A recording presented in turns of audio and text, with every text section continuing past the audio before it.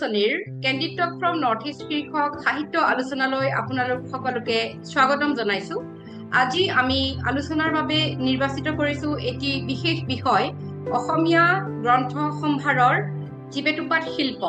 এই বেটুপাত শিল্পত অসমৰ তিনিগৰাকী প্ৰধান বেটুপাত অংকন শিল্পী, তেখেতসকলে এক ধৰণে নতুনত্ব, পেছাদাৰিত্ব, এই সকলোবোৰ নতুন সম্পৰীক্ষা, এই সকলোবোৰ দিশতে তেখেতসকলে অসমীয়া গ্ৰন্থ জগতলৈ এক অভিনৱ সংযোজন কঢ়িয়াই আনিছে। আমি তেখেতসকলক স্বাগতম জনাইছো। মই প্ৰথমতে আমাৰ এই অতিথিসকলক চিনাকি কৰি দিবলৈ ওলাইছো। মই চিনাকি কৰি দিছো মনজিত ৰাজখোৱা।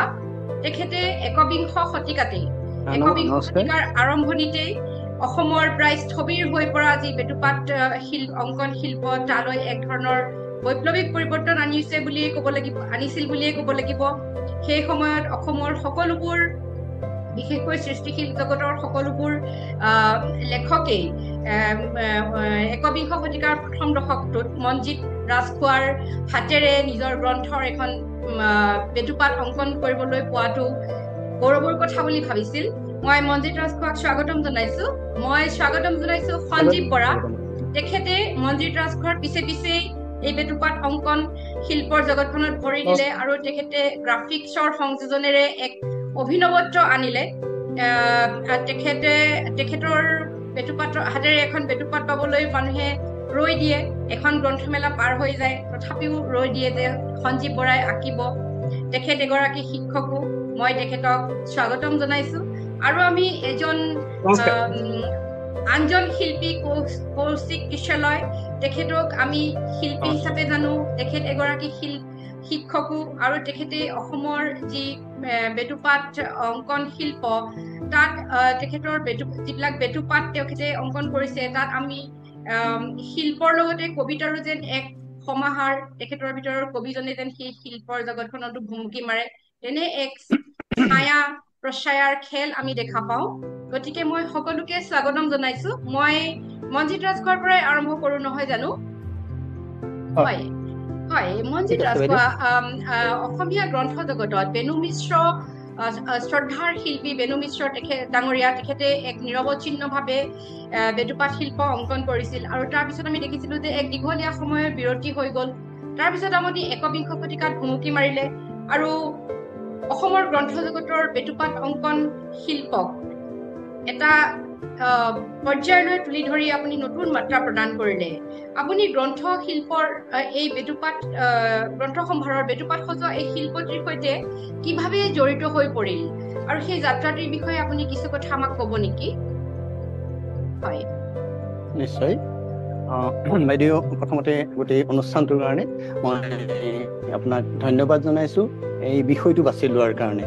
আৰু একেলগে মোৰ সহযোগী বা আমি একেলগে আলোচনাৰ বাবে যিকেইজন বাছি লৈছে তেওঁলোকৰো মই আগতীয়াকৈ শুভ ইচ্ছা প্ৰদান কৰিছো।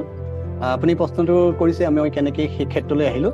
আপুনি এটা কথা উল্লেখ কৰিছে যে এটা স্থবিৰ হৈ পৰাৰ সময়খিনিত এটা নতুন ধৰণৰ বাৰ্তা হয়তো গ্ৰন্থৰ বেটুপাত জগতলৈ আহিছিলে। মই আচলতে তেনেকুৱা এটা শিল্পৰ সৈতে বা সেই ক্ষেত্ৰটোৰ সৈতে জড়িত হৈ পৰিম কেতিয়াও ভবা নাছিলো। কিন্তু এইটো ধৰক, মই 2000 চনৰ যেতিয়া কটন কলেজৰ শতবৰ্ষ হৈছিল, শতবৰ্ষৰ প্ৰায় 14খন গ্ৰন্থৰ প্ৰকাশনৰ দায়িত্ব লৈছিলে তেওঁলোকে প্ৰকাশ কৰা। তাৰে 7খনৰ বেটুপাত অংকনৰ দায়িত্ব মোৰ হাতলৈ আহিছিল আৰু আনুষ্ঠানিকভাৱে তেওঁলোকে এখন সভাত সেই কথাটো ঘোষণা কৰি মোক সেই দায়িত্ব প্ৰদান কৰিছিল। আৰু সেয়া মোৰ বৃত্তিগত বা পেছাগত প্ৰথমটো কাম বুলি মই আৰম্ভ কৰিছিলোঁ। কিন্তু তাৰ পূৰ্বে যেতিয়া মই কলেজ বা বিদ্যালয়ত পঢ়ি আছিলোঁ, তেতিয়াও দুই এটা তেনেকুৱা চিত্ৰৰ কাম কৰিছিলোঁ। সেয়া হয়তো পেছাগত বুলি ক'ব নোৱাৰোঁ বা সেই ক্ষেত্ৰটোলৈ আহিম সেয়াও ভবা নাছিলোঁ।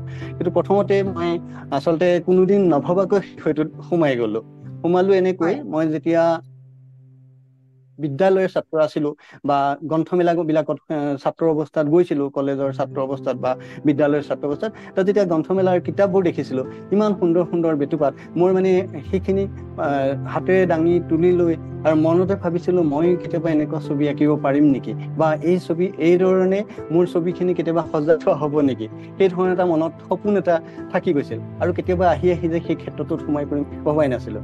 কিন্তু আচলতে এই ক্ষেত্ৰটোত আহিলো মই যেতিয়া কটন কলেজৰ ঠিক 2099 বৰ্ষত মানে 99 চনত মানে বিশ্ববিদ্যালয়ৰ কটন কলেজৰ পৰা গুৱাহাটী বিশ্ববিদ্যালয়ৰ যুৱ মহোৎসৱত মই চিত্ৰকলা বেটুপাত আৰু কলাজত সোণ ৰূপ আৰু ব্ৰঞ্জৰ পদক লাভ কৰিছিলোঁ আৰু সেই বিশেষকৈ বেটুপাতত যেতিয়া মই পদক লাভ কৰিলোঁ বা চিত্ৰকলাত পদক লাভ কৰিলোঁ আৰু সেই খবৰটো কেনেকৈ নাজানো প্ৰকাশকৰ মাজলৈ গ'ল আৰু গৈ পেলাই প্ৰথম বনলতা লয়াজ বুক ষ্টল আৰু জ্যোতি প্ৰকাশনৰ প্ৰথম বেটুপাতৰ মানে মাজত সোমাই পৰিলোঁ সেই ধৰণেই মোৰ এই যাত্ৰা আৰম্ভ হ'ল হয় হয় অশেষ ধন্যবাদ আমি আৰু কথা যাত্ৰাটো মোৰ তেনেকৈ আৰম্ভ হৈছে হয় হয় হয় নিশ্চয় হয় মই সঞ্জীৱ বৰাৰ ওচৰলৈ আহিছো যে আপোনালোক তিনিওজনৰে আমি যেতিয়া বেটুপাতবোৰ চাওঁ তেতিয়া আমি আমাৰ মনত এনে অনুভৱ হয় যেন বেটুপাতখন শিল্প আৰু সাহিত্যৰ এক উপৰূপ সংগম মানে আপোনালোকে তেনে এক পৰ্যায়লৈ বেটুপাতবিলাক লৈ গৈছে ই এক সাধনাৰ দৰে কথা ইয়াৰ ভিতৰত অন্তৰ্নিহিত বহুত কথা থাকে এক বৌদ্ধিক চৰ্চা বিষয় এইটো গভীৰ ধৰণৰ বৌদ্ধিক চৰ্চাৰ বিষয় আপুনি গ্ৰন্থ জগতৰ এই বেটুপাত শিল্পৰ ধাৰাটিৰ কিছু দিশৰ বিষয়ে আমাক জনাব নেকি আৰু আপুনি নিজেও এই শিল্পটোৰ সৈতে কিদৰে জড়িত হৈ পৰিছিল হয় বাইদেউ প্ৰথমে মই সকলোকে ধন্যবাদ জনাইছো আপোনালোকৰ পৰিয়াল এই অনুষ্ঠানৰ সৈতে জড়িত সকলোকে এই আজি বিশেষ অনুষ্ঠানটিৰ কাৰণে ইয়াত বুকি মাৰিবলৈ সুযোগটো দিয়াৰ বাবে তাৰপিছতে মনজিত দা কৌশিক সকলোকে মই মোৰ সুসম্ভাষণ জনাইছো বাইদেৱে যিটো প্ৰশ্ন কৰিছে সাহিত্যিকসকলে যি ধৰণে প্ৰথমে কবিতা বা প্ৰবন্ধৰে সাহিত্য জগতত প্ৰৱেশ কৰে ঠিক একেধৰণেই মনজিত দাই কোৱা ধৰণেই মোৰো এই জগতখনত প্ৰৱেশ কিতাপৰ প্ৰতি থকা মৰমৰ কাৰণে সৰুৰে পৰা কিতাপবিলাক লিখি বিচাৰি চাইছিলো খুব কমিক্স কিতাপবিলাক চাইছিলো অমৰ চিত্ৰ কথা হাতত পৰিছিলে লাইব্ৰেৰীলৈ গৈ বিভিন্ন ধৰণৰ কিতাপবিলাক লুটিয়াই চাওঁ ছবিবিলাক চাই বৰ ভাল লাগে প্ৰচ্ছদৰ নামবিলাক পঢ়ি চাওঁ পুনেন্দু পত্ৰী কৃষ্ণেন্দু চাকি বেণু মিশ্ৰ এই ধৰণৰ নামবিলাক চাই ভাল লাগে কেতিয়াবা স্কুলত পঢ়ি থাকোঁতে খুব সৰু অকণমানি কাগজৰ বাইণ্ডিং কৰি কিতাপ বনাই তাতে আঁকিছিলো সেইটো এটা চখ আছিল পৰৱৰ্তী সময়ত কিতাপবিলাকৰ ছবিবিলাক হুবহু বহি থকা এটা চখ লাগিল তেনেকে সেই চখতে হয়তো পৰৱৰ্তী সময়ত স্কুল পৰ্যায়ত আঁকিছিলো স্কুলৰ মেগাজিনৰ কাৰণে কলেজ পৰ্যায়ত আঁকিছিলো কলেজৰ মেগাজিনৰ কাৰণে তেতিয়া কাভাৰ পেজ বুলি কৰা নাছিলো ছবি হিচাপে আঁকিছিলো সেইখিনি প্ৰেছত সেই ধৰণে আঁকি দিছিলে লগাই যুগুত কৰি উলিয়াইছিলে পৰৱৰ্তী সময়ত যেতিয়া আপোনাৰ স্নাতক পৰ্যায়ত পঢ়ি থাকোঁতে তেতিয়াই খুব টেকনিকেল কথাখিনি অকণমান আয়ত্ব কৰিবলৈ যত্ন কৰিলো আৰু এই প্ৰভাৱ জগতখনলৈ ভৰি দিলো আৰু পিছত গুৱাহাটী আহি যেতিয়া আহিছো তেতিয়া সম্পূৰ্ণ প্ৰকাশকসকলৰ সৈতে কাম কৰিবলৈ আৰম্ভ কৰিছো অসমীয়া প্ৰচ্ছদৰ যিখন জগত মই কৈছো আপোনাক আমি একেবাৰে পুনেন্দু পত্ৰীৰ ছবি খুব মন দি চোৱা যেতিয়া তেওঁলোকে খুব হাতেৰে কামবিলাক কৰিছিলে আখৰ বা সৰু মানুহৰ মুখাৱয়বৰ মটিভ লৈ কৃষ্ণেন্দু চাকি দেখিছো বেণু মিশ্ৰ ছাৰৰ দেখিছো বীৰেণ সিংহ পদ্ম সিংহ অৰুণ নাথ বিষ্ণু তামুলী প্ৰদীপ দাৰ কথা দেখিছো তাৰপিছত মনজিত দাই কথা কৰিছে কিতাপত অঁকা ছবিৰ ক্ষেত্ৰত আকৌ অৰুণ নাথ অমল বেদী ডাঙৰীয়া আমাৰ কল তালুকদাৰ দাদা চন্দন চুতীয়া নিৰূপণৰ ৰাজবংশী এওঁলোকৰ ছবিবিলাক দেখি খুব ভাল পাইছিলো আগৰ পৰা এতিয়াও চাই থাকো বহুত ভাল কাম আছে এইবিলাক চাই যেতিয়া মই চাইছো প্ৰথম হাতে অঁকা পৰ্যায়ৰ পৰা পিছত প্ৰথমতে খুব চিম্পল কাম আছিল প্ৰেছৰ কাৰণে তেতিয়া প্ৰিণ্টিং পেজবিলাকৰ অনুসৰি যুগুত কৰা হৈছিলে ছিংগল কালাৰ বা বাই কালাৰৰ কামবিলাক কৰা হৈছিলে পিছত পৰৱৰ্তী সময়ত যেতিয়া কম্পিউটাৰ আহিলে কম্পিউটাৰ ডিজাইনবিলাক প্ৰস্তুত কৰা হ'ল পৰাপক্ষত 2000 চনৰ পৰৱৰ্তী যিবিলাক কাম আমি অসমীয়া গ্ৰন্থ জগতত দেখো সেইবিলাক সাধাৰণতে কম্পিউটাৰ ডিজাইনৰ লগত জড়িত তাতে খালি মাজতে এটা অকণমান সুবিধাজনক বৰ নহয় তেনেকুৱা পেজ এটা গৈছে সেই স্তৰটো আছিলে সমস্যাটো যে তাতে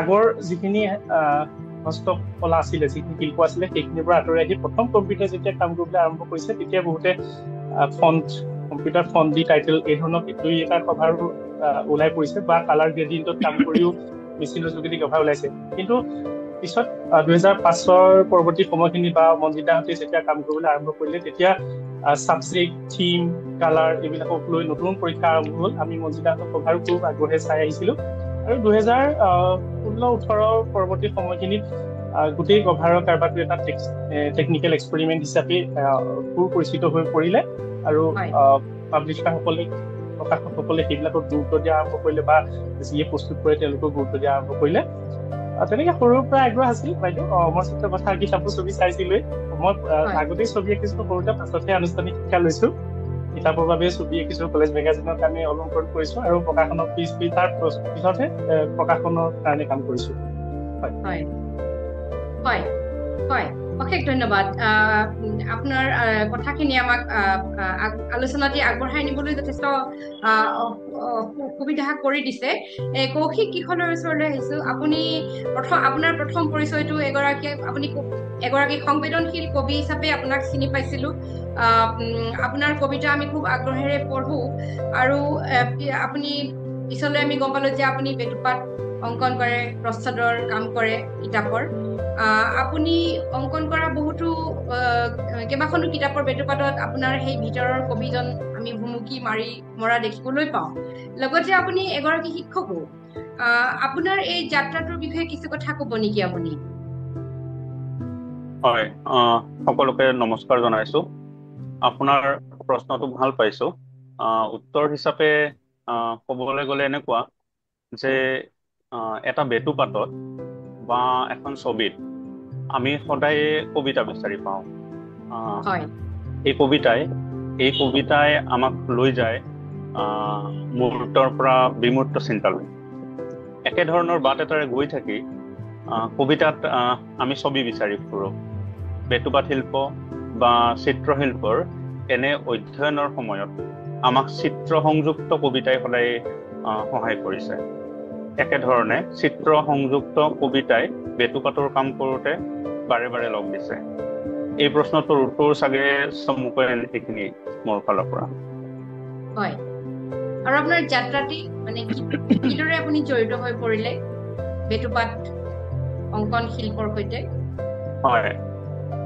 মই একদম প্ৰথমতে 2006 চনত প্ৰফেশ্যনেলি নহয় ঘৰুৱাভাৱে বা চিনাকি সূত্ৰে কোনবাৰ তেনেকে ছবিৰ কামবোৰ কৰিছিলো অলপ কিন্তু বেটুপাতৰ কাম আৰম্ভণিতে মোক মোৰ বন্ধু সঞ্জীৱ বৰা তেখেতে এবাৰ মানে মই যেতিয়া কাম কৰিবলৈ আৰম্ভ কৰিছিলো তাৰ আগতে সঞ্জীৱে এদিন ক'লে যে তুমি কৌশিক কাম কৰিব পাৰা মোৰো বহুত প্ৰেছাৰ তুমি কাম আধা মানো যদি কৰা তেতিয়াহ'লে মোৰ সুবিধা হয় মই তেতিয়া কৈছিলো যে মই কামটো কৰিব পাৰিম কিন্তু টেকনিকেলি ইমান চাউণ্ড নহয় মানে কেনেকে কাভাৰ এটা লেআউট কৰে তেতিয়া সঞ্জীৱে মোক এটা ফাইল পঠিয়াই দিছিলে আৰু ফাইলটো পঠিয়াই দি পেলাই কৈছিলে 100 পেজৰ খুব সম্ভৱ যে তুমি এইটো চাই যদি বুজি পোৱা তেতিয়াহ'লে আগলৈ কাভাৰ কৰিব পাৰিবা আৰু নাপালে মোক জনাবা তাৰপিছত মই ফাইলটো চাই আচলতে বুজি পালো চাগে আৰু তাৰপিছৰ পৰা কৰিব ললো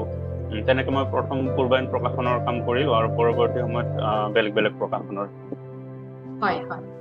হয় অশেষ ধন্যবাদ মই পুনৰ মনজিত ৰাজখোৱাৰ ওচৰলৈ আহিছো আমি দুগৰাকী চিত্ৰশিল্প জগতখনৰ দুগৰাকী বিশেষভাৱে জানো যে নিৰূপৰ্ণ ৰাজবংশী তেখেতে কাৰ্টুন আঁকে আৰু তেখেতে কাৰ্টুনেই আঁকে 24 ঘণ্টা তেখেতৰ সেইটোৱেই কাম আপুনি এই শিল্পটোৰ সৈতে জড়িত হৈ আছে গতিকে ই আপোনাৰ পেছাও এক ধৰণৰ নহয় জানো কিন্তু এগৰাকী বেটুপাত শিল্পীয়ে এই শিল্পকলাটিক এক ধৰণে পেছা হিচাপে গ্ৰহণ কৰাৰ পৰিৱেশ অসমত গঢ় লৈ উঠিছেনে আপোনাৰ অনুভৱ কেনেকুৱা অসমৰ গ্ৰন্থকাৰ প্ৰকাশক আৰু পাঠক সমাজে বেটুপাতৰ এই শিল্পটি কেনেদৰে গ্ৰহণ কৰিছে বুলি আপোনাৰ অনুভৱ হয় আমাৰ গ্ৰন্থৰ যি উদ্যোগ তাত এগৰাকী বেটুপাত অংকন কৰা শিল্পীৰ স্থান আপুনি কি বুলি ভাবে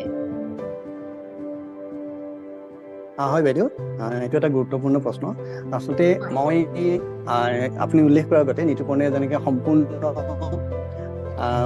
এটা কাৰ্টুনৰ নিৰ্ভৰ কৰিয়ে সেই পেছাতে জড়িত হৈ আছে আৰু ময়ো যোৱা 25 বছৰ মানে 2000 চনৰ পৰা যেতিয়া পেছাগতভাৱে আৰম্ভ কৰিছিলোঁ আৰু আজি পৰ্যন্ত সেই কামটোৱেই কৰি আছোঁ অন্য কোনো ধৰণৰ চাকৰিৰ সৈতে মই আবেদনো কৰা নাছিলোঁ বা ক'ৰবাত একেবাৰে নকৰা নহয়। মই মাজতে টাইমছ অফ ইণ্ডিয়াৰ আমাৰ অসমৰ সৈতে জড়িত হৈছোঁ, প্ৰকাশন পৰিষদৰ সৈতে জড়িত হৈছোঁ বা জিজ্ঞাসাতো কিছুদিন সহযোগী সম্পাদক হিচাপে কাম কৰিছোঁ।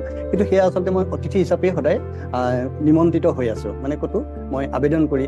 আৰু একেধৰণে এতিয়া মই এখন মহাবিদ্যালয় বা অন্য এটা শিক্ষা অনুষ্ঠানত সেই পাঠদান কৰোঁ চিত্ৰকলাৰ বিষয়ক, কিন্তু সেয়াও সম্পূৰ্ণ মানে অতিথি হিচাপে কৰি আছোঁ। গতিকে মই নিমন্ত্ৰণত কৰি আছোঁ।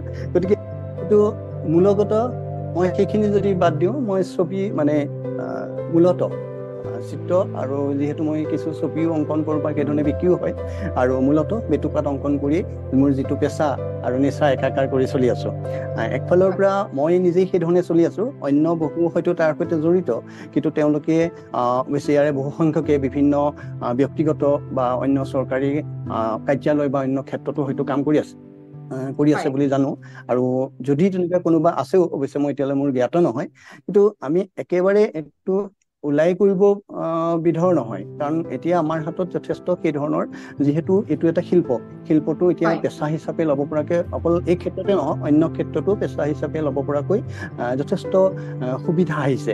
বা সেই ধৰণে এতিয়া চিনেমাবিলাক আহি আছে, চিনেমাৰ ক্ষেত্ৰতে হওক বা সংগীতৰ ক্ষেত্ৰতে হওক, এইটো এটা শিল্পৰ বিষয়বিলাক বা নাটকৰ ক্ষেত্ৰতে হওক, সেই কৰ্মটিত সেই ধৰণে পেছাগতভাৱে তেওঁলোক জড়িত হৈ আছে। সেই অভিনেতাসকলেই হওক বা সংগীত শিল্পীসকলেই হওক, আমাৰ চিত্ৰকলাটো মই ব্যক্তিগতভাৱে এইটো পেছাগতভাৱে জড়িত হৈ আছোঁ।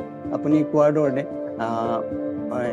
এজন চিত্ৰকৰে অন্য বিষয়লৈ নোযোৱাকৈ পাৰি নেকি? একেবাৰে পৰিৱেশ সম্পূৰ্ণ 100% হৈ উঠিছে বুলি আমি ক'ব নোৱাৰোঁ। কাৰণ এতিয়া ছবি এখন যেতিয়া মই মাজতে গুৱাহাটীৰ দৰে এটা আৰ্ট গেলাৰীত যেতিয়া ছবি প্ৰদৰ্শনী কৰিছিলোঁ, সেয়া সকলোৰ ক্ষেত্ৰত নহয়, মোৰ ক্ষেত্ৰত এটা অভিজ্ঞতা হ'ল। মই ছবি এখনৰ এগৰাকী ব্যক্তি আহি ছবি এখন কিনাৰ কথা পাতিলে, মই বহুত ভাবি চিন্তি, তেতিয়া একেবাৰে প্ৰথম পৰ্যায়ৰ মোৰ ছবি আছিল, মই 2500 বুলি ক'লোঁ। তেওঁ লগে লগে ক'লে 25 টকাত ইয়াতকৈ ফুটপাথত ভাল ছবি পায়।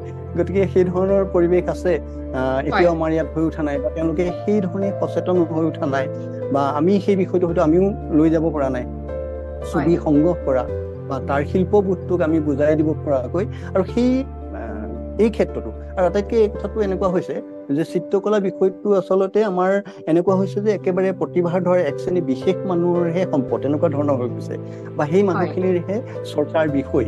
সেইকাৰণে সাধাৰণ মানুহখিনি, আনকি শিক্ষা ক্ষেত্ৰত জড়িত, বৌদ্ধিকভাৱে জড়িত বহু মানুহে ভাবে যে এইটো আমাৰ বিষয় নহয়। এতিয়া ধৰক ভাল এগৰাকী গল্পকাৰ, প্ৰবন্ধ লেখকে হওক বা প্ৰশাসকসকলে বহু ক্ষেত্ৰত এই চিত্ৰকলাৰ বিষয়টো এৰাই চলে, হৈ যাব বেটুপাত এখন দিবা, ছবি এখন দিবা, কিন্তু আমি সেই ধৰণে দিয়াৰ পৰা পক্ষপাতী নহয়। কিন্তু কেতিয়াবা এনেকুৱা হয় একেবাৰে শেষ মুহূৰ্তত, মোৰ কিছু অভিজ্ঞতা আছে, মই যিখিনি কাম কৰিছোঁ তাৰে 10% মানে আধা ঘণ্টামানৰ ভিতৰত কৰি দিয়া কভাৰো আছে। মানে এনেকুৱা হয়, ভৱানী প্ৰেছত বহি পেলাই ফোন কৰে যে মই এইমাত্ৰ কিতাপ এখন ছপাত দিছোঁ আৰু মোক কভাৰটো এইমাত্ৰ লাগে, মানে আধা ঘণ্টা সময়তে মই সেই প্ৰিণ্টত দিম আৰু কিতাপখিনি আজি লৈ যাম। গতিকে তেতিয়া আমাৰ এয়া হয়তো সঞ্জীৱ বা কৈশোৰ বা অন্য শিল্পীসকলৰ ক্ষেত্ৰতো হয়।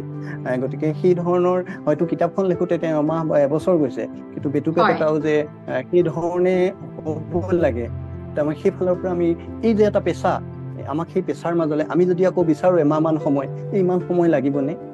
সেইটো কেতিয়াবা আমি সময় লওঁ, নোলোৱা নহয়। এই ধৰণৰ কথা কিছু তাৰ মাজত জড়িত হৈ আছে। অশেষ ধন্যবাদ সঞ্জীৱ বৰা। কিতাপৰ বেটুপাত অংকন এইটো আজিকালি এটা প্ৰযুক্তি নিৰ্ভৰ কৰা, গ্ৰাফিক্সৰ বহুত কাম কৰিবলগীয়া হয়, আৰু আপুনি এই অংকন প্ৰক্ৰিয়াক গ্ৰাফিক্স প্ৰযুক্তিৰ সৈতে সংযোজন কৰাৰ ক্ষেত্ৰত এক পথ নিৰ্দেশৰ ভূমিকা লৈছে বুলিয়ে ক'ব লাগিব অসমত। এই সামগ্ৰিক অভিজ্ঞতাৰ বিষয়ে কিছু কথা আমাৰ শ্ৰোতা দৰ্শকক জনাব নেকি? যিখিনি কথা আমি হয়তো নাজানো, কাৰিকৰী যিখিনি কথা থাকে, কিয়নো আমি যদি এই কথাখিনি পাতো তেতিয়াহ'লে এখন বেটুপাতৰ মানে সামগ্ৰিক খৰচটো কেনেকুৱা হ'ব পাৰে? কিতাপ এখনৰ কাৰণে লেখক এজনে যিদৰে 2-3 বছৰ ধৰি তেওঁ কিতাপখন লিখে, তাৰ পিছফালে এটা ব্যয়ৰ কথা থাকে, তেনেকে বেটুপাত এখনৰ ক্ষেত্ৰতো নিশ্চয় থাকিব। সেই গোটেই কথাখিনি আপুনি জনাব নেকি? নিশ্চয় বাইদেউ, কিন্তু এই ক্ষেত্ৰত মই পথপ্ৰদৰ্শক বুলি দাবী নকৰো বা ভবাও নাই, কামখিনি কৰি গৈ আছো। কিন্তু এইটো সঁচা যে প্ৰস্তুতটো এটা ছবিৰ কামেই নহয়, বৰঞ্চ ইয়াতে প্ৰযুক্তি মানে দিশটো আছে, আৰু ইয়ে সাধাৰণতে ছবি অঁকা মানুহ আৰু কভাৰ কৰা মানুহৰ মাজত এটা সীমাৰেখা আনি দিছে। এইটো মই কিমান কি কৰিছো নাজানো, কিন্তু এইটো সঁচা যে ছবি আৰু প্ৰযুক্তি দুয়োটাই সমন্বয়ৰ কাৰণে মই বহুত চেষ্টা কৰি আহিছো আগৰ পৰাই। আৰু এই গোটেই প্ৰস্তুত কাৰবাৰটো হৈছে এপ্লাইড আৰ্টৰ ভিতৰত পৰে, ব্যৱহাৰিক কলা, আৰু ইয়াৰ উদ্দেশ্যটো হৈছে প্ৰডাক্ট। ইয়াত কিছু আউটকাম এটা থাকিব, আমি এইটো গমেই পাইছো। গতিকে সি নিজে এটা শিল্প, কলা কথাটো বাদেই দিছো, মানে আমাৰ যিটো প্ৰস্তুত হব সেইটো এটা নিজে শিল্প। গতিকে ময়ো আগতে ছবি আঁকিছিলো, স্কেন কৰিছিলো, সেইখিনি প্ৰস্তুতৰ কাৰণে প্ৰস্তুত কৰিছিলো। কিন্তু যেতিয়া ডিজিটেলি বস্তুখিনি চোৱা যায়, টেকনিকেলি বস্তুখিনি চোৱা যায়, ই এটা সম্পূৰ্ণ বেলেগ বস্তু হৈ পৰে। কাৰণ অঁকাটো কেতিয়াও প্ৰিণ্টত নাহে, মানে আঁকি দিলে কাভাৰ পেজ নহয়, কাৰণ তাক কাভাৰলৈ ৰূপান্তৰ কৰাটো এটা প্ৰক্ৰিয়া হৈ থাকে, যিটো কৌশিকে অলপ আগতে কৈছিলে যে সি ছবিতকে ভাবিছিলে, কিন্তু তাক কভাৰ হিচাপে লৈ যোৱাটো কেনেকুৱা পৰ্যায় হ'ব পাৰে। কাৰণ ছবি এখন অঁকা আৰু তাৰ কাভাৰলৈ লৈ যোৱা মাজৰ কিছু বস্তু আমি যদি চাওঁ, দেখো যে কালাৰ ভেলু, হিউ, কণ্ট্ৰাষ্ট, এইবিলাক ইয়াত গুৰুত্বপূৰ্ণ বস্তু হৈ পৰে। বিশেষকে আপুনি যদি চাই file format, colour profile, palette, এইবোৰ ইয়াত মেইন। টেকনিকেলি যদি চাওঁ আমি, এইখিনি বস্তু ইয়াত মেইন হৈ পৰে। বিশেষকে পোষ্ট প্ৰডাকশ্যন যিটো পৰিকল্পনা, মানে প্ৰডাক্টটো ওলোৱাৰ পিছত কেনেকুৱা হ'ব, সেইটো আমি প্ৰি প্ৰডাকশ্যনতে চাবলগীয়া হয়। গতিকে গোটেই কামটো এটা উদ্দেশ্য প্ৰণোদিত। ব্যৱহাৰিক কলাৰ সেইটোৱে গুণ যে ইয়াৰ এটা উদ্দেশ্য থাকে। বাকী নান্দনিক কলাৰ ক্ষেত্ৰত মই এইটো কথা নকওঁ। নান্দনিক কলাটোত আৰ্টিষ্টৰ নিজৰ মনোযোগৰ কথা থাকে। মই ছবি আমি কাভাৰটো যিখন ছবি, সেইখনত নান্দনিক যদিও দিশ থাকে, কিন্তু ইয়াৰ এটা আপোনাৰ ব্যৱহাৰিক দিশ থাকে। তাৰ উদ্দেশ্যটো যিহেতু পোষ্ট প্ৰডাকশ্যনৰ লগত জড়িত, গতিকে তাৰ বাবে প্ৰেছৰ প্ৰযুক্তি বুজাটো বৰ জৰুৰী। বিশেষকে উদ্দেশ্য সৈতে আপুনি যি ধৰণে প্লেন কৰিছে, সেইমতে আউটকামটো একেই হ'বনে নহয়, যিহেতু আমি বনোৱা ধৰণে নোলায় বা আমি ভবা ধৰণে নহয়, এই কথাখিনিৰ কাৰণে প্ৰেছৰ প্ৰযুক্তি বুজাটো বৰ জৰুৰী। প্ৰিণ্টিং প্ৰেছৰ, মানে প্ৰিণ্টিং টেকনলজি আৰু কম্পিউটাৰ ৰিলেটেড যিবিলাক মই কৈছোৱে, colour value, file format, colour profile, এইবিলাক ইয়াত গুৰুত্বপূৰ্ণ হৈ পৰে। আৰু এইখিনিতে সাধাৰণতে আমি পৰম্পৰাগত নান্দনিক ছবি অঁকা আৰু কভাৰ পেজৰ কাৰণে কাম কৰা এই দুইটা পাৰ্থক্য হৈ গৈছে। মই পৰৱৰ্তী সময়ত আৰু কিছু কথা ওলালে প্ৰসংগক্ৰমে কৈ যাম। হয়, নিশ্চয়। আপুনি যেতিয়া নিজৰ এখন নান্দনিক মানে চিত্ৰশিল্প আঁকিব, সেইটো আপোনাৰ সম্পূৰ্ণ নিজৰ ভাৱনাৰ পৰা আহিব, নহয় জানো? কিন্তু এখন বেটুপাত আপুনি এজন বেলেগ লেখকৰ ভাৱনাটোক আপুনি শিল্পকৰ্মলৈ পৰিণত কৰিব লাগিব। আৰু হয়, মই কৌশিক ঈশ্বৰৰ ওচৰলৈ আহিছো যে আমি যদি চাওঁ যে অসমীয়া কিতাপ এখন যদি আমি সামগ্ৰিকভাৱে উদ্যোগটোৰ প্ৰতি যদি আমি দৃষ্টি নিক্ষেপ কৰো, ধৰা হল যে কিতাপ এখনৰ দাম 300 টকা, তাৰ ভিতৰতেতো আপোনাৰ প্ৰিণ্টিঙৰ যিটো খৰচ, লেখকৰ মাননি, বজাৰ ব্যৱস্থা, মানে কিতাপখন প্ৰকাশকে পাঠকৰ ওচৰলৈ লৈ যোৱা, আৰু মোৰ এতিয়াও ভাৱ হয় যে বেটুপাতৰ শিল্পীজনক যিটো মাননি দিয়া হয়, সেইটো চাগে আমাৰ একেবাৰে শেষৰ বিবেচনালৈহে আহেগৈ, যে বহুত লেখকৰ বা এনেকুৱা আমাৰ এটা অনুৰোধতে যেন কামটো হৈ যাব, তেনেকুৱা যেন লাগে, নহয় জানো? যে মাননিৰ কথাটো বহুত পিছৰ ফালে থাকি যায়। সামগ্ৰিকভাৱে আমাৰ গ্ৰন্থ উদ্যোগটো খুব টনকিয়াল নহয়, তাৰ মাজতো যেন ই আটাইতকৈ কমকৈ গুৰুত্বপূৰ্ণ পোৱা এটা বিষয়। এতিয়া এই যে যিটো মাননি দিয়া হয় বেটুপাত শিল্পীসকলক, সেইটো সন্তোষজনক বুলি আপুনি ভাবেনে অসমত? আৰু আপুনি, মোৰ যিটো ধাৰণা হয়, আপুনি হয়তো বাহিৰৰ প্ৰতিষ্ঠানৰ সৈতেও কাম কৰিছে, বেটুপাত আঁকিছে তেওঁলোকৰ, এই ক্ষেত্ৰত আপোনাৰ অভিজ্ঞতাটো কেনেকুৱা? হয় বা আচলতে এই প্ৰশ্নটো বহুত জটিল, আৰু প্ৰশ্নটো যেনেকে জটিল, ইয়াৰ বিষয়ে আচলতে কিবা এটা কবলৈ যোৱাটো তাতকৈ বেছি টান কথা। অসমত বেটুপাত শিল্পীৰ যিটো মাননি, এইটো কষ্ট অনুপাতে কিছু লেখক আৰু প্ৰকাশন গোষ্ঠীয়ে দিয়ে, কিন্তু বেছিখিনি সময়তে ইয়াৰ উত্তৰ হ'ল নিৰাশাজনক।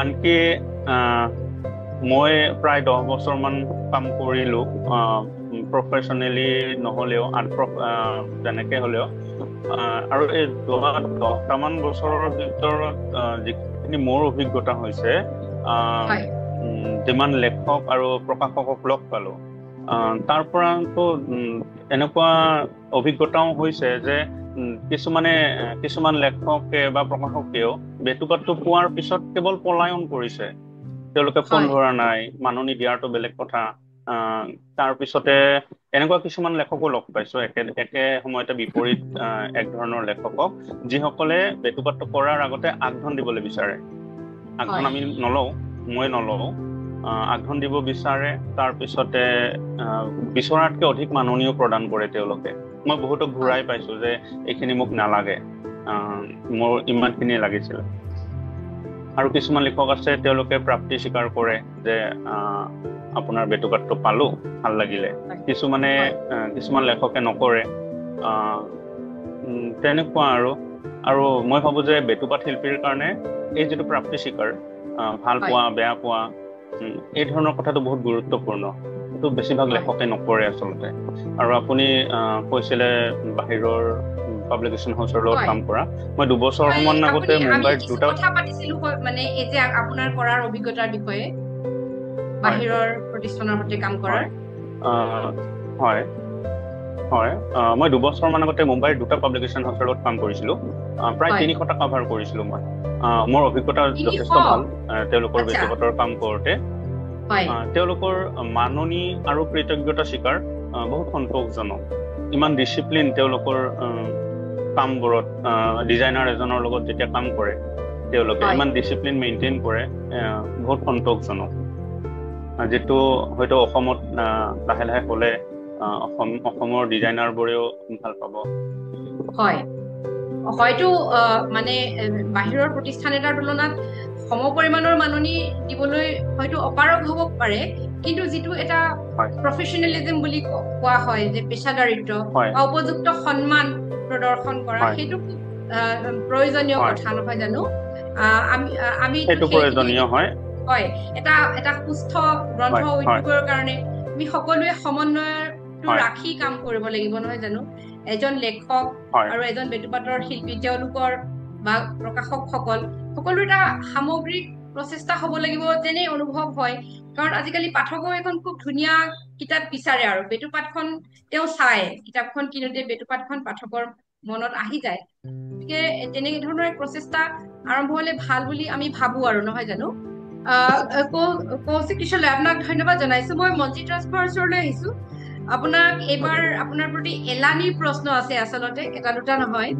যিহেতু আপুনি এই নতুন ধাৰাটো আপুনি আগবঢ়াইছিল প্ৰথমতে নেতৃত্ব দিছিল অসমৰ সামগ্ৰিক গ্ৰন্থ উদ্যোগৰ যিটো আকাৰ আৰু আয়তন আমাৰ তালৈ লক্ষ্য ৰাখি এগৰাকী পূৰ্ণকালীন বেটুপাতৰ শিল্পীয়ে এবছৰত কিমানখনমান বেটুপাতৰ কাম কৰিব পাৰে বুলি আপুনি ভাবে আৰু ইয়াৰ মাজেৰে এজন শিল্পী মোটামুটিভাৱে স্বাৱলম্বী হৈ উঠিব পাৰেনে বেটুপাত শিল্প এটা সৃষ্টিশীল কাম ইয়াৰ বিষয়ে আমি আমাৰ সমাজখনে শিল্প সাহিত্যৰ সৈতে জড়িত হৈ থকা সমাজখনে আমি যিমান চৰ্চা কৰিব লাগে বুলি ভাবো সিমান চৰ্চা আচলতে আমি কৰো জানো এখন সাৰ্থক বেটুপাত অংকনৰ বাবে যি ধৰণৰ বৌদ্ধিক পৰিমণ্ডল এটাৰ প্ৰয়োজন হয় সেয়া অসমত আছেনে বাৰু পাঠকে গ্ৰন্থ এখন ক্ৰয় কৰাৰ সময়ত বেটুপাতখনৰ ভূমিকা আপুনি কি বুলি ভাবে এই এলানি প্ৰশ্ন আপোনাক দিয়া হৈছে আমি উত্তৰ আশা কৰিছো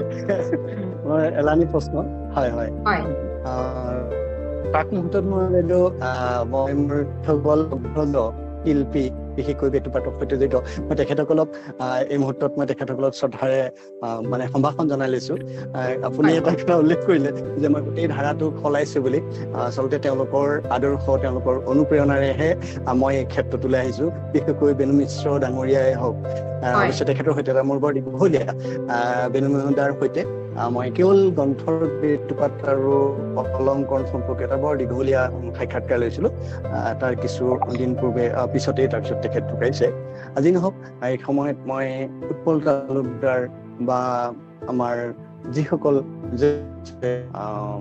ধনঞ্জয় শৰ্মাই হওক তৈলুক্য দত্তই হওক এইসকলক মই প্ৰথমতে শ্ৰদ্ধা জনাই লৈছো আৰু বিশেষকৈ এই নতুন ধাৰাটোৰ সৈতে আমাক আহিবলৈ যেতিয়া মই চেষ্টা কৰিছিলোঁ, আচলতে সেই সময়ত কম্পিউটাৰৰ শিক্ষাটো, সঞ্জীৱে সেই কথাটো উল্লেখ কৰিছিলে প্ৰথম অৱস্থাতে, যে কম্পিউটাৰৰ যিটো নতুন টেকনলজি এই কথাটো আহি পৰিলে।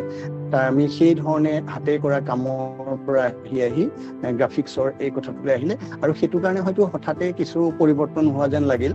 আৰু মই তেওঁলোকৰ এই জ্যেষ্ঠসকলৰ কেইবাজনৰো তেওঁলোকে হাতেৰে কৰি দিয়া কামক আকৌ মই সজাবলগীয়া হৈছে।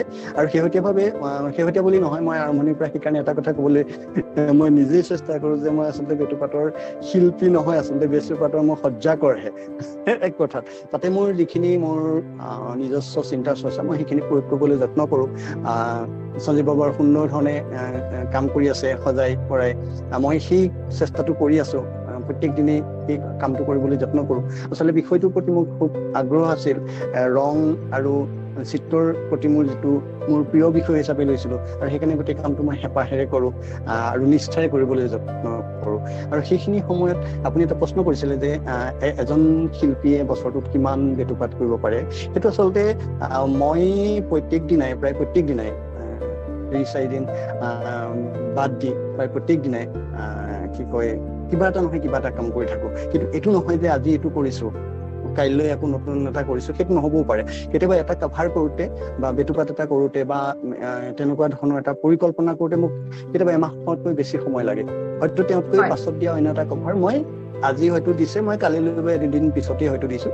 আৰু কেতিয়াবা এটা কভাৰ হওঁতে মোক মাজতে এটা কভাৰ এনেকুৱা হ'ল যে কৰি আছোঁ, ইটো দেখুৱাইছোঁ পচন্দ হোৱা নাই, সিটো বস্তু দেখুৱাইছোঁ পচন্দ হোৱা নাই। এটা মুহূৰ্তত তেনেকুৱা হ'ল, সৰু কাম এটা তেওঁ বহি থাকোঁতেই মোৰ 5 মিনিট নালাগে। কিবা কাম এটা কৰি দিওঁতেই হঠাৎ এনেকে ব্ৰাছডাল ঘূৰাই কিছু কাম কৰোঁতে কৈছে, ইমান দিনে এই কামটো কিয় কৰা নাছিল আপুনি? মই কৈছোঁ সিমান দিনে কৰিবলৈ মোৰ সেই চিন্তাটো হয়তো অহা নাছিল। গতিকে সেই তেনেকুৱা গতিকে এটা বেটুপাত কৰিবলৈ কিমান সময় লাগে বা এদিনত কিমান কৰিম বা বছৰটোত কিমান কৰিম বুলি আচলতে তেনেকুৱা কথা নাই।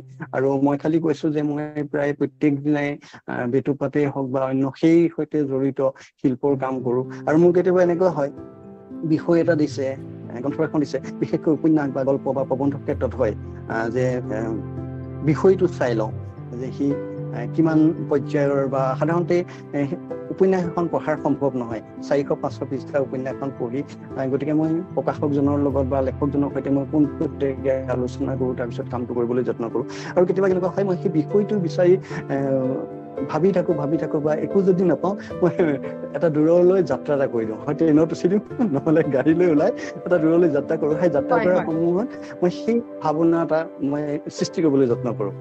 বা নহ'লে একদম পাছফালে আমাৰ পথাৰ আছে, পথাৰৰ মাজত কিছু সময় বহি থাকোঁ, বা ৰাতি কেতিয়াবা হঠাৎ উঠি পেলাই ছবি এখন মনলৈ আহে, তাক এটা ড্ৰয়িং কৰি থ'বলৈ যত্ন কৰোঁ।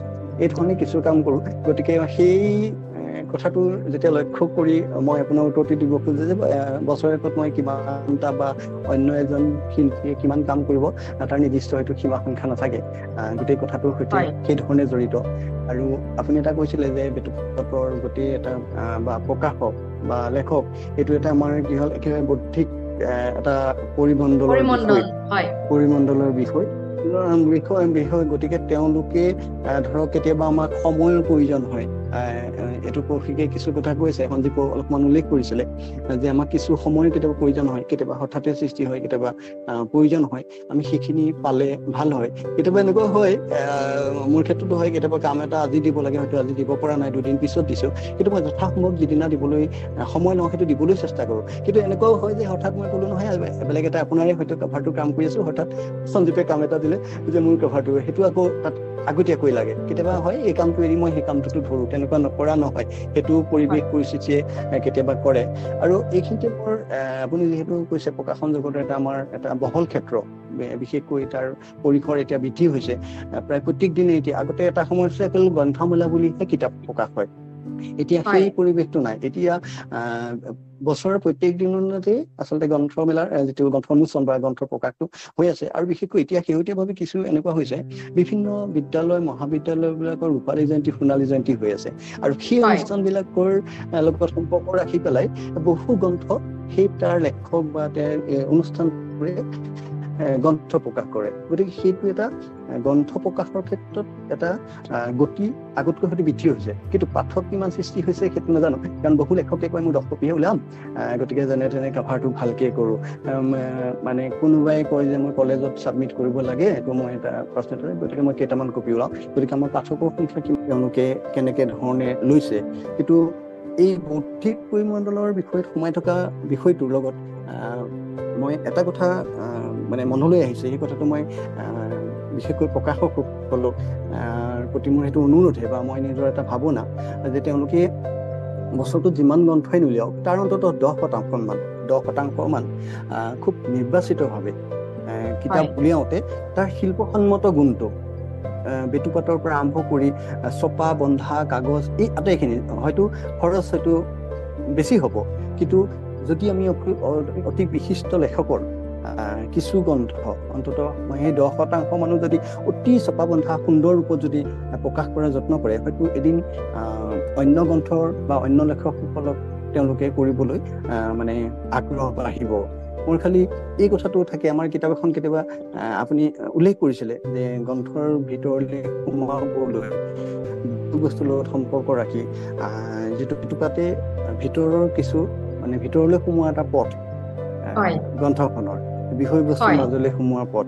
গতিকে সেই যেতিয়া এটা পথ আমি সেই বিষয়টো নান্দনিকভাৱে কৰিবই লাগিব তাক, আৰু তাৰ বিষয়বস্তু আমি সেই ধৰণে উপস্থাপন কৰিব লাগিব।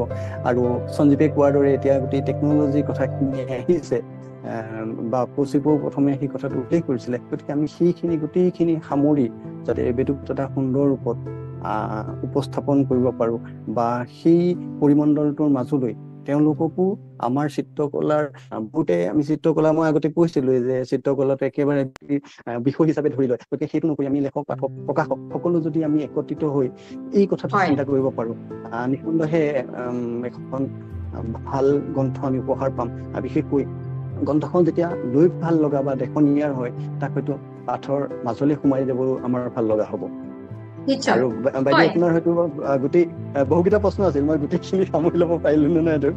নিশ্চয় আপুনি সামৰি লৈছে। হয় হয়, আৰু আমি এইটো আশা কৰো যে যেতিয়া গ্ৰন্থমেলা আদিৰ দৰে অনুষ্ঠানসমূহ হয়, তাত আমি যথেষ্ট পৰিমাণে কিতাপৰ কথা আলোচনা কৰো বা বহুত কিতাপ উন্মোচনৰ গ্ৰন্থ উন্মোচনী সভা এনেকুৱা ধৰণৰ হয়, কিন্তু আমি এই যে আমাৰ যিসকল শিল্পী কিতাপখনৰ সৈতে জড়িত হৈ থাকে তেওঁলোকক ৰাইজৰ মাজলৈ উলিয়াই অন্ততঃ তেওঁলোকৰ মুখ কেইখন ৰাইজৰ মাজলৈ উলিয়াই দিয়া এটা আলোচনা, তেওঁলোকক লৈ কিছু কথা আমি পতা, মত বিনিময় পাঠকৰ সতে লেখকৰ সতে, এইবিলাকে হয়তো আমাক কিছু পৰিমাণে সহায় কৰিব বা আমি ইজনে সিজনৰ কথাখিনি আমি বুজি পাই আমি নিজৰ উত্তৰণৰ বাটটো তেনেদৰে উলিয়াই ল'ব পাৰিম, তেনেকুৱা এটা ধৰণৰো হয়তো সম্ভাৱনাৰ আমি দেখা পাওঁ, নহয় জানো, সৃষ্টি হ'ব বুলি। হয় হয়, সঞ্জীৱ বৰা আপোনাৰ ওচৰলৈ আহিছো। আপুনি আচলতে আপুনি বেটুপাত এখন কিদৰে অংকন কৰে সেইটো সুধিবলৈ মন যোৱা প্ৰশ্ন। আপুনি অংকন কৰে নে নিৰ্মাণ কৰে? মানে আপোনাৰ যেতিয়া বেটুপাতখন আমি চাওঁ, আমাৰ এনেকুৱা লাগে যে নীলমণি ফুকন ছাৰে যিটো কাম কৰিছিল, কবিতাটো লিখে, তাৰ পাছত লিখাৰ পাছত তেওঁ স্বতঃস্ফূৰ্তভাৱে যিটো আহিলে সেই কবিতাটো তেওঁ আকৌ নিৰ্মাণৰ পৰ্যায়লৈও লৈ যায় বিভিন্ন ষ্টেজৰ মাজেৰে। গতিকে এনেকুৱা এটা যেন লাগে আপুনি বহুত সময় লয়, বিৰক্তও হৈ যাওঁ আমি কেতিয়াবা মানে আপোনাক তাত হেৰি কৰি, পিছত ভাল লাগে। বহুত সময়ত দেখা যায় যে লেখকে আপোনাৰ বেটুপাতৰ কাৰণে বহুত সময় অপেক্ষা কৰি থাকিবলগীয়া হয় বা থাকে। গ্ৰন্থখনি ছপা কৰি উলিওৱাৰ কামো বহুতে পিছুৱাই দিয়ে আপোনাৰ লগত। কামৰ এই সন্তুষ্টি পাঠকৰ অপেক্ষাৰ পৰা আহে নে যি পৰিমাণৰ মাননি পোৱা উচিত সেয়া তাৰ পৰাও আহে? গ্ৰন্থ এখনৰ আন ধৰণৰ ভিতৰুৱা ছবি অংকনৰ কিবা প্ৰকল্পৰ সৈতেও আপুনি জড়িত হৈছে নেকি বেটুপাতৰ বাহিৰেও? হয় বাইদেউ, মই গোটেই কথাকেইটা এফালৰ পৰা যথাক্ৰমে ক'বলৈ যত্ন কৰিম। মোৰ কাৰণে প্ৰত্যেকটো কামে এটা প্ৰজেক্ট, মানে ঠিক এটা গৱেষণাৰ বিষয় ধৰণৰ। মই যেতিয়া প্ৰকাশকে বা লেখকে গ্ৰন্থ এখনৰ বিষয় দিয়ে, তেতিয়া প্ৰথমে মই সাধাৰণতে চিনপচিছ এটা লওঁ, হয় প্ৰকাশকৰ পৰা নহয় লেখকৰ পৰা, কাৰণ গোটেই গ্ৰন্থখন কেতিয়াবা পঢ়িবলৈ সময় নাথাকে। বহুত সময় লেখকৰ লগত কথাও পাতো দীঘলীয়া, আপুনি নিজে অভিজ্ঞতা আছে আপোনাৰ।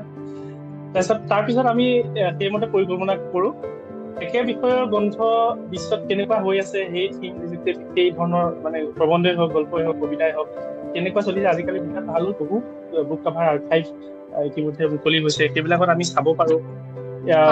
এইটো এটা লিটাৰেচাৰ ৰিভিউ নিচিনা কাৰবাৰ একেবাৰে। আমি যেতিয়া বেলেগ কভাৰবিলাক চাওঁ আৰু নতুন কামবিলাক চালে বিভিন্ন মনলৈ আইডিয়া আহে, কামবিলাকৰ বিষয়ে পঢ়ো। আজিকালি বহুত ডিজাইনাৰৰ নিজৰ ব্লগত লিখে কাভাৰ পেজ, বিভিন্ন চাইটবিলাকত বিভিন্ন কাভাৰবিলাক তাৰ যিবিলাক মিনিং সেইবিলাক এক্সপেক্ট কৰি আলোচনা কৰে, সেইবিলাক পঢ়ি যাওঁ। কিন্তু এইখিনি সময় চবচে বেছি জটিল সময়, এইখিনি বহুত সময় যায় এইখিনি কাম কৰোঁতে আৰু প্ৰত্যেকটো কাৰণে। কাৰণ আৰু এটা অসুবিধা হয়, নিজৰে ক্ষেত্ৰত অসুবিধা হয়। দুটা কথা মন, এটা হৈছে যাতে একে কভাৰ মোৰ নিজৰো ৰিপিট নহয়, আৰু দ্বিতীয়তে থকা কভাৰো যাতে মই পুনৰ কভাৰটো সৈতে নিমিলে, তাৰ কাৰণে ইমানখিনি আমি চাবলগীয়া হয়। তাৰপিছত আমি প্লেন কৰো, বিশেষকে প্লেনিং খিনি ট্ৰেফিক জামত কৰিলে ভাল। মই যেনেকে বাহিৰত পথাৰত কৰিব ভাল পায়, মই সাধাৰণতে বাকী বিশেষ সময় নাপালে ট্ৰেফিক জামটো সদব্যৱহাৰ কৰো। সেই সময়ত খুব ভাবিবলৈ ভাল। ভাবোতে কেনেকে ভাবো, আমি সাধাৰণতে মই মনত ভিজুৱেলাইজ কৰো যে কিতাপখনৰ কাভাৰ পেজটো যদি এনেকুৱা হয় ক'ত কেনেকে ওলাব, এনেকুৱা হলে এনেকুৱা হ'ব, আৰু য'ত ত'ত মনতে সজাই চাওঁ। কিতাপখন এইটো আলমিয়াত থৈ চাওঁ, বেলেগ কাভাৰৰ লগত ধন্য নৰ তনু ভাল কভাৰটোৰ লগত ৰাখি চাওঁ, এইটো কেনেকুৱা লাগিব, এইটো থিমৰ লগত কেনেকুৱা লাগিব। মনতে বিভিন্ন গ্ৰন্থবিলাক কিতাপখন থৈ চাওঁ, তেতিয়া গম পাওঁ যে এইটো ঠিক আছে, এইটো ৰং আমি এনেকে ধৰণে নকৰো। তাৰপিছত আমি থিমটো ঠিক কৰো, কেতিয়াবা ড্ৰাফ্টৰ কাম কৰো, কাগজত কৰো, তাৰপিছতহে কম্পিউটাৰত বহো। আচলতে বহুতে সেই কম্পিউটাৰত বহা পৰ্যায়টোহে বহুতে গম পায়, কিন্তু আগৰ যিখিনি প্লেনিং বা আমাৰ লিটাৰেচাৰ ৰিভিউ আমি ইতিমধ্যে কৰা কামখিনিৰ বিষয়ে বহুতে থাকে, আৰু এইখিনিয়ে যথেষ্ট সময় লয়। মোৰ সময়খিনি এইখিনিত যায়। আৰু বিভিন্ন ধৰণে আমি কিতাপখন সজাওঁ। এনেকুৱা নহয় যে আমি অকল এটা কাভাৰে কৰো। সাধাৰণতে মই 2-3টা কাভাৰ নিজে চাওঁ, 4-5টালৈকে বনোৱা আছে মোৰ শেহতীয়া কাম কেইটামানত। তেনেকুৱা বিভিন্ন একেটা কভাৰৰে বিভিন্ন ভাৰ্চন কেইটাও মই মুকলিও কৰি দিছো ফেচবুকত, যে আমি কিমান ধৰণে কামখিনি সজাই পৰাই চাওঁ। তাৰে 2-3টা নাকচ কৰি 1-2টা ৰাখো, কেতিয়াবা এটাই দেখাওঁ, কাৰণ বাকীটো পচন্দ কৰিলে আমাৰ অসুবিধা হৈ যায়। আকৌ আমি যিকেইটা দেখাব যাওঁ সেই দুটাও এনেকুৱাকে দেখাব লাগে যাতে তাৰে যিকোনো এটা প্ৰিণ্টত দিলেও নিজৰ মানে কলাত্মক হেৰিটো বাচে। আৰু কিতাপৰ নাম বা লেখকৰ নামবিলাক আমি বিভিন্ন ঠাইত সজাই চাওঁ। আমাৰ কাৰণে অকল 21x14 চেণ্টিমিটাৰ এটা স্পেচ ফ্ৰণ্ট পেজটো, আমি তাতে বিভিন্ন ধৰণে সজাই চাওঁ। 5-6 মান আখৰকেইটাকে লিখি চাওঁ, বিভিন্ন ধৰণৰ পেটাৰ্ণৰ আখৰবিলাক ছেট কৰি চাওঁ। তাৰপিছত আমি ভাল কাম এটা মানে যেন অনুভৱ হলে আৰু দিওঁ। কেতিয়াবা ড্ৰাফ্টটোকে পচন্দ কৰি দিয়ে, তেনেকুৱা পৰ্যায়ও হয়।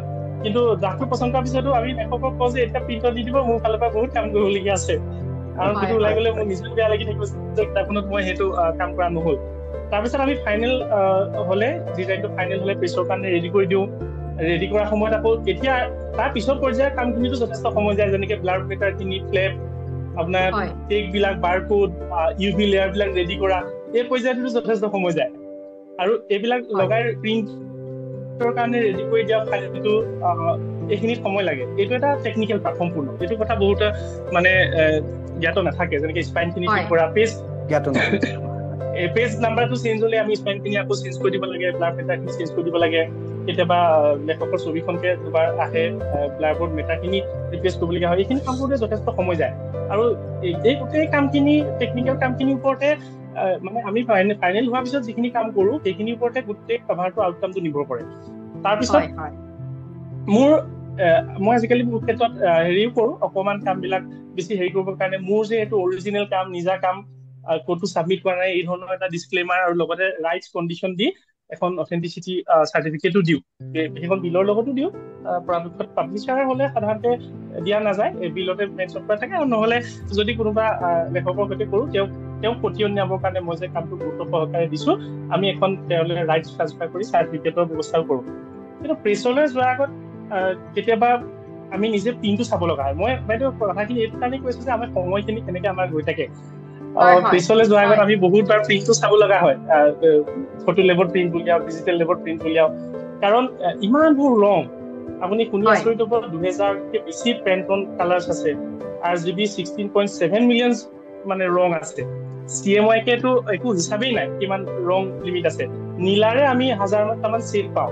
গতিকে এতিয়া একজেক্টলি মই ভবা নীলাটো কোনটো প্ৰিণ্ট হ'ব, সেই প্ৰিণ্টটোৰ কাৰণে আমি বহুত সময় টেকনিকেল, এটা একদম টেকনিকেল কথা, বহুত সময়ত সেই প্ৰিণ্টটোলৈ আমি গোটেই ছেটবিলাক গৈ পেলাই আমি প্ৰিণ্টত চাওঁ। তাৰে যিটো প্ৰিণ্ট, তাৰে যিটো কোড হয়, সেই কোডটো আমি কাভাৰটোত দিওঁ। কেতিয়াবা বহু সময় লাগে টিমবোৰ বিশেষকে প্লেনিং পৰ্যায়তো বহুত সময় যায় কেতিয়াবা ভাবিলেও নোলায় মনজিতাৰ নিচিনাকে বহুত বছৰ 3 মাহ বহুত সময় 3 মাহ 6 মাহ বহি থাকিলেও কভাৰটো নহয় কেতিয়াবা কভাৰ এটা আগনাহি দিছিলে পিছদিনাখনি এনেই বহি থাকোঁতে আঁকি ভাল লাগি গ'ল হৈ গ'ল আৰু কেতিয়াবা কম্পিউটাৰ গোটেই দিনটো বহি পেঞ্চিল কামুৰি বা পেনটো লৈ থাকিলেও একো কৰিব নোৱাৰে আৰু কেতিয়াবা এনেই ক'ৰবাত বহি থাকোঁতেও মনত আহি থাকে এনেকে কৰিব লাগিছে আৰু যদি আমি কম্পিউটাৰত বহি থাকোঁতে আৰ্ট এটাও কৰিব নোৱাৰো কেতিয়াবা তেতিয়া বহুত গেপ দিবলগীয়া হয় সেই কামটোৰ পৰা আমি গুচি যাবলগীয়া হয় অকণমান আঁতৰি এইখিনি সময় বহুতে কামটো আমি মিছা কৰি নাই কৰা বা মই নকৰো বুলিয়ে ধৰিলে বহুতে এনেকুৱা হয় বহুত ভুল বুজাবুজিও হয় কেতিয়াবা মনতে লৈ ঘূৰি থাকো আচলতে আমি কামবিলাক আৰু মোৰ কাৰণে যেতিয়া ৰৈ থাকে মোক বেয়া লাগে মোৰ নিজকে বেয়া লাগে আৰু নিজকে বৰ অপৰাধী যেন লাগে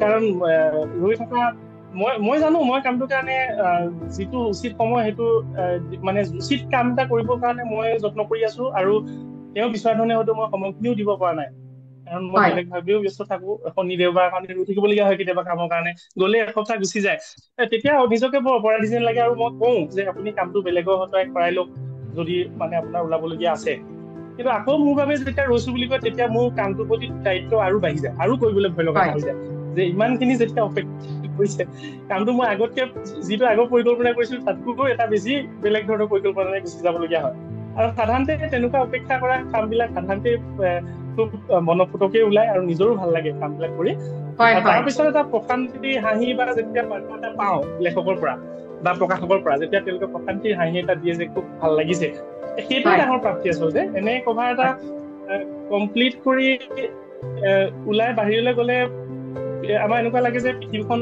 নতুন যেন লাগিছে মানে যেতিয়া খুব দীঘলীয়া কাম এটা কৰি পেলাই আমি বাহিৰলৈ যাওঁ এনেকুৱা লাগে পৃথিৱীখন যেন বহুত সলনি হৈ গ'ল মই এইকেইদিন গমেই পোৱা নাছিলো ঋতু এটা যেন সলনি হৈ গ'ল আমাৰ এনেকুৱা অনুভৱ হয় এইটো বাকী কিছু ভালকে জানিব এটা সময়লৈ কৰা তোমাৰ ফুলৰ পুলি এটা নিচিনা হৈ যায় আমি যেতিয়া প্ৰতিপাল কৰো ডাঙৰ কৰি নিজৰ ফুল লগা যিটো ফূৰ্তি কাভাৰ পেজটো আমি পৰিকল্পনা কৰি কাভাৰটো প্ৰিণ্টত দিয়ালৈকে বা ওলাই যেতিয়া হাতত পৰে সেই গোটেই কামটো আমাৰ গছ পুলি ৰোৱা নিচিনা ধৰণৰ এটা মনত ফূৰ্তি লাগে এই আনন্দৰ কথা ভাবিলে কামবোৰ কৰি থাকিবলৈ মন যায় কেতিয়াবা পইচা প্ৰসংগটো ইয়াতে একেবাৰে গৌণ হৈ পৰে বিশেষকে ফূৰ্তি লগা ধৰণৰ কামবিলাক হলে আৰু সাধাৰণতে মাননীটো